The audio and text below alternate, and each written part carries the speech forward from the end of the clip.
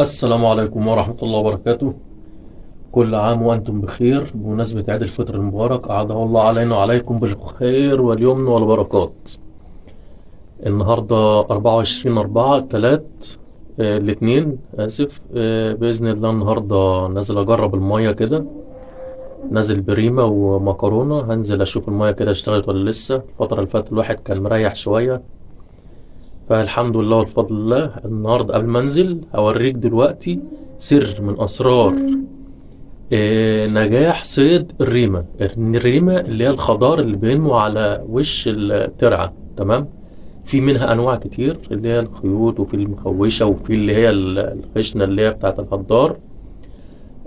هوريك النهاردة سر، يعني أي ريمة عشان تنجح في الصيد بتاعها لازم تحافظ عليها طول فترة الصيد. هوريك دلوقتي ازاي تحافظ عليها طول ما انت على المية بتصطاد، علشان تفضل شغالة معاك، علشان بمعنى صح ما تموتش او تدبل منك، تمام. وبإذن الله لو ربنا رزقنا بحاجة النهاردة، عشان في اخواتنا الصيادين النهاردة رابع يوم العيد، في ناس نزلت امبارح واول بيقولوا المية نايمة وما بتاكلش والسمكة بخة والكلام ده كله، تمام. فبإذن الله لو ربنا رزقني بحاجة النهاردة هصورها لكم، ما ربنا ما رزقناش يبقى هكتفي بالايه، المعلومات اللي هقولها لك دلوقتي، تمام. وانت نازل عندك الشنطه بتاعتك دي، الشنطه بتاعتك فرض مثلا الشنطه بتاعتك اللي انت بتشيلها وانت خارج رايح تصطاد، تمام. لازم تخلي شنطه للريم لوحدها او للطعم عامه يعني، تمام. اهي الشنطه دي معزوله، بتعزل درجه الحراره، مصنوعه من الوتر بروف. يكون عندك شنطه زي كده، تكون شنطه صغيره وتعزل الجو الخارجي عن الداخلي، تمام. محطوط فيها ايه بقى؟ ادي الريمه اهي، تمام. وتحت منها ازازه تلج، ازازه تلج عشان تحفظ التبريد، عشان تحفظ التبريد. ازازه متلجه اهي، هنديها حيطها من امبارح بالليل، تمام، بس هي هتقضي معانا النهارده. ازازه تلج تحطها في الشنطه، وشنطه فيها الريم، تكون شنطه سمراء عشان برضو تعزل الضوء اللي بره. وفي نفس الوقت اهي يا دوبك خلقه منديه ميه باينه اهي، خلقه منديه ميه وجواها الريم بتاعك، تمام. ده الريم اهو. تجيب لك ورقتين تلاتة اهم تحطهم. ديت انا بظفر بيها دي، تمام. دي انا بظفر بيها حته لوحدها، وممكن تشتغل من الحته الفاتحه بشتغل بيها، وتروح لففها. الخلقه دي بتكون منديه ميه بحيث ان يفضل الريم بتاعك رطب، ما ينشفش ما يتحرقش، تمام. بتلفها وتحطها جوه الشنطه. انت بتتنقل في الشمس، الشنطه دي بتتنقل معاك، مش تفضل تفتح الشنطه الكبيره كل شويه، تمام.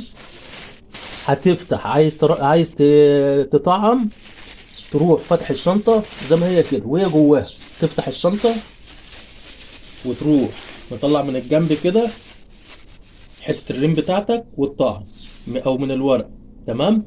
هتطلع والطعم وتخليها زي ما هي، وتروح قافل السوسته بتاعتك.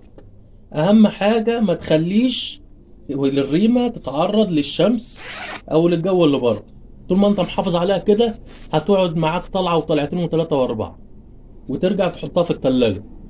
انما هتحطها في شنطه بس وتخليها بره زي ما هي كده وتحطها جوه الشنطه اللي انت بتخرج بيها، الريم هتبوظ منك من اول طلعه، من اول ساعه على الميه وهتتحرق. لا، الافضل يكون معاك شنطه لوحدها زي ما انا عامل كده، علشان تعرف تصطاد بالريمه، تمام. المعلومات دي مش هتلاقي اي صياد تاني يقولها لك، محترفين بس هم اللي عارفين الكلام دوت، المعلومات دي. انت قاعد اهي قافل شنطتك اهو، تمام. المكرونه بقى انا حاططها لوحدها اهي، يعني مخلي الريم اهي، عامل شويه مكرونه صغيرين برضه عشان الريم لو ما كلتش معاه النهارده. شويه مكرونه صغيرين اهم نص سلقه، وحاطط عليها شويه زيت صغيرين، تمام.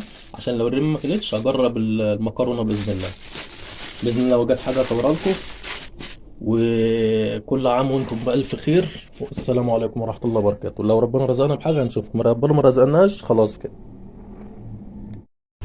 بسم الله ما شاء الله، الله أكبر. أول استفتاح أهو، بسم الله الله أكبر ما شاء الله. الله اكبر. جايبه لم، جت تاكل وجايه تجري، رحت لامم راحت جايه. الله اكبر ما شاء الله. لطشتها اهي. ده جايبه شرايه كمان، شرايه بنومه اهي. بسم الله الله اكبر. شرايه في سن كانت بتاكل وانا بلم، راحت لطشه القنوه معاها. الله اكبر بسم الله ما شاء الله. الله اكبر رزق ما شاء الله. صلى على الحبيب قلبك يطيب. كده هطعم القنومه دي بقى حي دلوقتي. هنطعم عود الحي اهو، بس شرايه صغيره. لا كده هطعم القنومه دي بقى حي وربنا يرزق.